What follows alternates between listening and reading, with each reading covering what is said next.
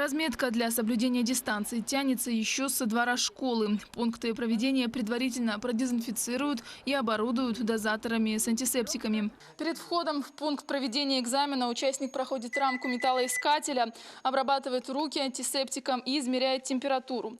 У меня она 36,6. Далее показываем документ и сверяются данные. Проходите, пожалуйста. В случае повышенной температуры у участника ЕГЭ, это выше 37 градусов, осмотрит врач. И, исходя из его решения, выпускник пойдет домой или все же сдавать экзамен. Если у участника температура больше 37, его отводят в специальный кабинет для того, чтобы он там посидел и подождал медработника. Медработник подходит и осматривает этого участника и сообщается, если он выпускник текущего года, его вызывает родитель. И сообщается родитель, а если выпускник это прошлых лет, то он удаляется с приема пункта проведения экзамена. Организаторов ЕГЭ не смущают пустые классы. Они отрабатывают проведение экзамена в Якутской национальной гимназии. Следуют четко по регламенту и придерживаются времени. Все как на настоящем тестировании выпускников. В случае плохого самочувствия незамедлительно обращайтесь к нам.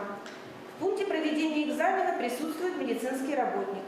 Напоминаем, что по состоянию здоровья вы можете досрочно завершить выполнение экзаменационной работы и прийти на пересдачу.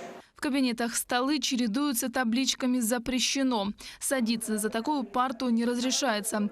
Шахматный порядок расстоянием в 1,5 метра необходим для безопасности. Максимальное количество сдающих экзамены в классе 8 человек. Посадка зигзагообразная.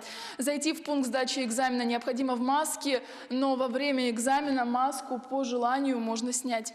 Основной акцент в ходе пробных экзаменов сделан на отработку эпидемиологических мер. Также проверена готовность технического оборудования, видеонаблюдения и печати экземпляров тестирования. Данный пункт он готов к проведению единого государственного экзамена. Мы проверили это со входа и установлены все необходимые оборудования, в том числе обеззараживатели воздуха в каждой аудитории. Основные экзамены начнутся 3 июля. ЕГЭ по русскому языку планируется провести в 2 дня – 6 и 7 июля, чтобы исключить большое скопление школьников. Юлия Великодная, Григорий Николаев, Якутск.